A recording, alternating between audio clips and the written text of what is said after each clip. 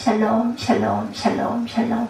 하나님 사랑합니다. 여러분 주 안에서 사랑합니다. 오늘 로마서 1장 16, 7절 복음을 부끄러워하지 말라, 이런 제목으로 함께 은혜를 나누죠. 16절과 17절 우리 함께 봅니다. 내가 복음을 부끄러워하지 아니하노니 이 복음은 모든 믿는 자에게 구원을 주신 하나님의 능력이 됨이라. 먼저는 유대인에게요 그리고 헬레인에게로다. 17절입니다. 복음에는 하나님의 의가 나타나서 믿음으로 믿음에 이르게 하나니 기록된 바 오직 의인은 믿음으로 말미암아 살리라 함과 같으니라.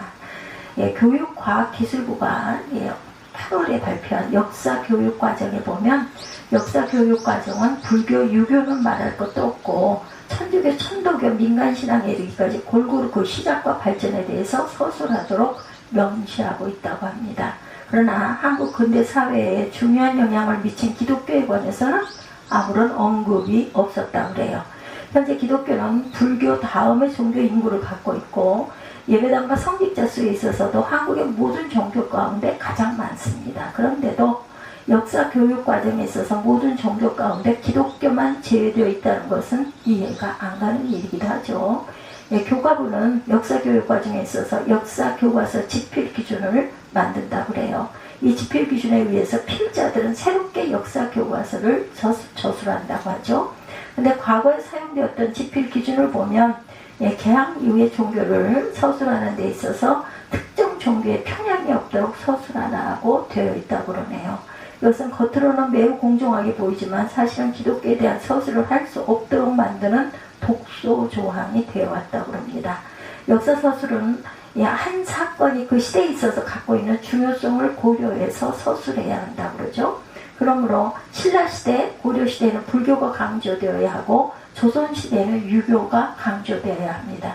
그렇다면 개항 이후 종교를 서술함에 있어서는 한국의 새로운 사상과 문화를 도입한 기독교를 중요하게 설명해야 하는 것이 맞는데, 그러나 현행 집행 기준에는 개항 이후에는 특정 종교에 대한 편향이 없도록 서술해야 한다, 이렇게 되어 있다고 해요. 또 여기에 근거해서 역사교과서는 천주교, 기독교, 천도교, 대종교, 불교, 유교를 모두 똑같이 몇 줄로 소개하고 있는데 그 결과 기독교는 충분하게 설명되고 있지 않다. 한국 사회에서 가장 널리 사용되어 왔던 이기벽 교수의 한국 사신론은 개항 이후의 종교 활동을 설명하는 데 있어서 3분의 2, 37줄 중에서 24줄에 기록되어 있다고 합니다. 기독교에 관해서 설명하고 나머지 분량은 다른 종교에 할애했다고 해요. 이 교수는 개항 이후 기독교가 정치, 사회, 문화, 교육, 의료에 있어서 한국 종교 근대사에 가장 큰 영향을 미쳤다고 설명을 하고 있는데, 또한 진보 사학자로 불리는 김만길 교수의 한국 근대사에도 근대 한국의 종교를 전통 종교의 변화와 기독교 운동으로 나누어 기독교의 시작과 발전을 중요하게 설명하고 있다고 그래요. 불교, 유교가 한국의 전통 문화 형성에 기여했다면 기독교는 근대 문화 형성에 기여했습니다. 정부는 이것을 인정하고 역사교과서를 바로 서술할 수 있도록 해야 할 것인데, 불과 몇십 년 전까지만 하더라도 주님을 믿지 않는 역사학자일지라도 기독교가 역사에 미친 영향을 상당히 자세하게 기술했는데 오늘날은 이렇게 기독교의 위상이 추락이 되었다는 겁니다. 그것은 바로 신앙에 맞는 올바른 행함이 없기 때문이라고 이렇게들 이 결과를 지적을 합니다. 초대교회 지도자 가운데 한 사람인 크리소스톰은 만일 그리스도인들이 불신자들의 기대만큼만 산다면 불신자들은 저절로 없어질 것이다, 이렇게 말하고, 오늘날 세상 사람들은 기독교의 성경을 읽는 대신 기독교인들의 생활을 읽고 있기 때문이다, 이렇게 말한다고 그러죠. 우리 기독교인들은 자신의 믿음과 생활을 일치시켜야 할 것입니다. 믿음과 생활이 일치되지 않기 때문에 사회로부터 지탄을 받고 외면을 당한다. 몇몇 교회의 일탈행위로 인해 한국교회 전체를 인정하지 않으려는 이런 사회적인 분위기는 로마 교회에 대한 로마 시민들의 일반적인 분위기와 비슷하다고 그러죠. 다만 교회가 사회로부터 적대응함을 받은 이유는 달랐다고 그래요. 지금의 한국교회는 일부 기독교 지도자들의 행함이 없는 신앙 때문에 사회로부터 적대응함을 받고 있지만, 사도 바울 당시 로마 교회는 부와 권력을 주인 사람이 아니라 사회적으로 존경을 받지 못한 사람들만이 교회에 모였기 때문에 일반 사회로부터 적대감을 받았다고 그러죠. 당시 기독교는 유대교처럼 전통이고 훌륭한 인물들이 많은 종교가 아니었다고 그래요. 그래서 사도 바울은 형제들아 너희를 부르심을 보라. 육체를 따라 지혜로운 자가 많지 아니하며 능한 자가 많지 아니하며 문벌 좋은 자가 많지 아니하도다. 고린도전서 1장 26절에 이렇게 증거합니다.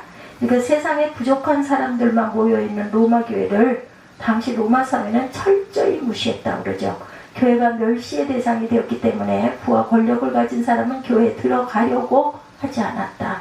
또 혹여 부와 권력을 가진 사람이 교회에 들어왔다 하더라도 끊임없이 지체가 낮은 교인들과 자신들을 분리시키려고 했다고 그러죠. 이런 현실은 우리나라에도 일어났습니다. 한국 기독교 역사에서 우리는 잊지 못할 수많은 선교사들이 있어요. 그 중에 사무엘 무어라는 선교사가 미국에서 사역할 수 있었지만 모디 부흥회를 통해 선교사로 헌신하기로 결단하고 한국으로 오게 됐다고 합니다. 무어 목사님은 한국에서 마펫 선교사와 함께 많은 성경 공부를 지도하고 특별히 그 당시 천만인 백정에게 복음 전하는 일을 하게 됩니다. 백정 아시죠? 고기를 잡는 사람들. 백정 박성춘은 큰 병에 걸려서 다 죽어가다가 무어 선교사의 도움으로 살아납니다. 그리고 자신의 아들인 박서양을 제중원에 있는 선교사 에디슨에게 부탁해서 의사가 되게 합니다. 이 일을 배경으로 만든 드라마가 바로 제중원이라고 하네요. 저도 이 제목은 들어봐서 합니다. 그리고 박성춘은 사람 취급받지 못하는 백정들을 위하여 헌신하는 무어 목사님의 모습을 보고 감동을 받아서 열심히 복음을 전했다고 그래요. 그래서 백정마을에 복음이 들어오고 그들이 무어 목사님이 심화하는 숭동교회에 나가게 됐다고 그러죠. 근데 이 숭동교회는 양반들이 많이 모이는 교회였다고 그럽니다. 그래서 백정들이 교회 예배에 참석하는 것을 못마땅하게 여긴 성도들이 목사님에게 강단 앞에 일반인을 위해 자리를 만들어 달라고 부탁을 했다고 그러죠. 그러나 무어 목사님은 어떻겠어요? 예수의 복음은 차별이 없다는 것을 강조하고 같이 예배를 드리게 합니다. 뿐만 아니라 무어 목사님은 고종임금에게 신분 철폐와 천민들의 권리를 보장하는 법령을 반포하도록 설득하게 됐다고 합니다. 그래서 무어 목사님은 백정 해방 운동의 아버지라는 별명을 얻게 됩니다. 그렇게 무어 목사님은 15년간 열정을 다해 선교하다가 46세의 젊은 나이에 장티푸스에 걸려 소천하십니다. 이 합정동에 있는 양화진 선교사 그 선교지 묘지에 시신이 현재 안장되어 있다고 하죠. 그 묘지에 있는 영문 비문에는 그리스도의 충성된 종, 아름다운 인격과 정신의 소유자, 한국인에 대한 헌신적인 사랑을 몸소 실천하셨다 이렇게 기록되어 있다고 그러죠. 사도 바울 또한 가문과 학문과 권세 모두를 가지고 있는 사람이었으나 부활하신 예수를 만나고는 예수의 종이 되어 복음 앞에서 평등을 널리 선포합니다. 고린도전서 1장 27절에서 29절에 보면 하나님께서 세상에 미련한 것들을 택하사 지혜 있는 자들을 부끄럽게 하려 하시려고 세상에 악한 것들을 택하사 강한 것을 부끄럽게 하려 하시며 하나님께서 세상에 천한 것들과 멸시받는 것들과 없는 것들을 택하사 있는 것들을 폐하려 하시나니 이는 아무 육체도 하나님 앞에서 자랑하지 못하게 하려 하십니다. 이렇게 말씀하고 있죠. 하나님 이렇게 세상적으로 아무것도 아닌 자들을 선택하여 로마의 권세 있는 사람들을 부끄럽게 할 정도로 복음의 역사에 귀하게 쓰십니다. 바로 이런 보잘것없는 사람들로 인해 기독교는 세계화가 되었어요. 어떻게 그런 별거 다 있는 사람들을 통해 기독교가 세계화가 될 수 있었을까? 그것은 바로 그런 사람들을 통해 역사하시는 복음의 능력 때문입니다. 바로 작은 자를 크게 들어 쓰시는 성령 하나님의 능력이겠죠. 바울은 자신의 권세로 복음을 전하지 않았어요. 오로지 겸손하게 자신을 주님의 비천한 종으로 여기고 성령 하나님의 능력에 의지하여 복음을 전합니다.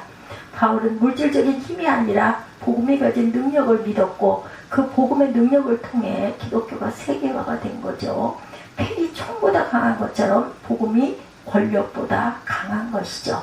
바울은 자신의 학식을 자랑하지 않아요. 오로지 복음의 능력만을 믿습니다. 그리고 그 복음이 바로 전능하신 하나님의 복음이었기에 복음을 전혀 부끄러워하지 않았다. 도리어 복음을 자신의 최대 자랑거리로 여기게 되죠. 복음을 통해 하나님의 능력이 나타나고 이 복음의 힘은 로마의 엄청난 권력보다 더 컸어요. 세상에는 모든 힘을 다 합한 것보다 더 큰 능력이 됩니다. 어떻게 복음이 그렇게 능력을 가지고 있는가? 그것은 바로 그 복음이 천지 만물을 창조하신 하나님으로부터 나왔기 때문이다. 오로지 말씀만으로 모든 것을 창조하신 하나님으로부터 나왔기 때문이라는 것. 그렇게 복음은 단순한 말이 아닌 단순한 말의 나열이 아니라는 것. 그 복음은 사람을 변화시키는 능력이 있고 사람의 골수를 찔러 자신의 죄를 깨닫게 하여 회개시키는 능력이 있다. 복음은 아주 단순합니다. 하나님의 아들 예수가 이 세상에 오셔서 십자가에서 흘리신 그 피로 우리가 죄사함을 받고 영생을 얻었다는 사실입니다. 이것이 우리에게 복된 소식이기 때문에 복음이라고 불리우죠. 예, 복복자를 씁니다. 예, 말씀 음자를 쓰죠. 이 복음을 받아들이는 사람은 구원을 얻는다. 여리고의 제사장 삭개오가 구원받은 사건을 우리 잘 알죠. 그는 세리장으로 로마 통치하에 있는 유대인들의 고요를 짜먹는 아주 죄인 중의 죄인으로 사회적인 지탄을 받던 인물. 그는 이미 구원에서 제외된 자였고 혹시나 구원을 받으려 해도 낙타가 바른 길로 통과하는 것만큼이나 불가능한 일이었어요. 그런데 그 뽕나무에 올라가 지나가는 예수를 보려고 합니다. 예, 그런데 지나가는 예수가 그를 먼저 보시고 삭개오야 속히 내려오라. 내가 오늘 내 집에 유하여야 하겠다. 누가복음 19장 5절이죠. 이 말씀을 하십니다. 이때 삭개오는 뽕나무에서 내려와 즐거워하며 영접하고 자기가 못된 짓을 하여 자신의 그 재산의 절반을 가난한 자에 나눠주고 또한 누구의 것을 속여 빼앗은 일이 있으면 그것에 뇌갑절을 갖겠다고 아주 구체적으로 회개를 합니다. 그때 예수께서 누가복음 19장 9절에 오늘 구원이 이 집에 이르렀으니 이 사람도 아브라함의 자손입니다. 이렇게 선언하십니다. 예수께서는 삭개오에게 구원을 선포하시므로 하나님의 능력을 나타내셨어요. 이렇게 주님이 선포하신 복음의 능력은 한 개인만이 아닌 가족, 사회, 국가 전 세계를 변화시킬 수가 있다는 것. 그렇게 바울은 그리스도의 복음을 부끄러워하지 않았어요. 모든 것을 변화시키는 영적인 능력이 있는 복음처럼 자랑스러운 것은 없습니다. 복음은 우리 인간이 가진 모든 것에 영향을 미치죠. 차별이 있는 곳에 복음이 들어가면 평등한 세상이 열리고 전쟁이 있는 곳에 복음이 들어가면 평화의 세상이 열립니다. 바울은 이 복음이 로마를 통해 전 세계를 변화시킬 것이다 라고 믿었던 것 같아요. 그러게 그는 목숨을 버리면서까지 로마에 가서 복음을 증거하려고 합니다. 유대인들이 예수의 복음을 들었음에도 불구하고 받아들여지지 않자 복음의 역사는 중단되는 듯 했어요. 그러나 바울을 통해 이 복음이 이방인에게로 흘러들어갑니다. 그리고 그 이방인들에 의해서 그리스도의 복음은 전 세계로 퍼져나가죠. 예, 갈릴리를 넘어 로마를 거쳐 전 세계로 구원의 물결이 퍼져나간 것입니다. 어떤 한계에도 불구하고 그 한계를 통해 더욱더 증가되는 복음의 능력을 알았기에 바울은 복음을 부끄러워하지 않았지요. 우리나라에 기독교가 처음 들어왔을 때 그 누가 기독교를 인정했겠습니까? 처음에는 가난하고 병들고 불쌍한 여인이나 교회에 나갔습니다. 양반들은 눈여겨보지도 않았어요. 그러나 어느 사이에 가장 강력한 종교로 자리를 잡습니다. 이것이 바로 복음의 역사이며 복음은 이렇게 큰 능력을 가지고 있다. 그러면 우리는 이 복음을 전해야 하고 이 복음으로만 우리 가정과 민족이 살 수 있다는 것을 잊지 말아야 되겠다. 이 복음으로만이 민족이 통일이 될 수가 있습니다. 이 복음의 역사에 기도하는 마음으로 동참하시기를 주님의 이름으로 축복합니다. 복음은 개인과 가정과 사회와 국가를 변화시키는 영적인 힘을 가지고 있어요. 복음은 하나님의 능력이 나타나는 통로이기에 모든 것을 근본적으로 변화시키는 능력이 있다. 이 복음을 전하는 주님의 귀한 일꾼들이 되시기를 주님의 이름으로 축복합니다. 로마서 1장 16절에서 17절 복음을 부끄러워하지 말라 이런 제목으로 함께 은혜 분양했습니다.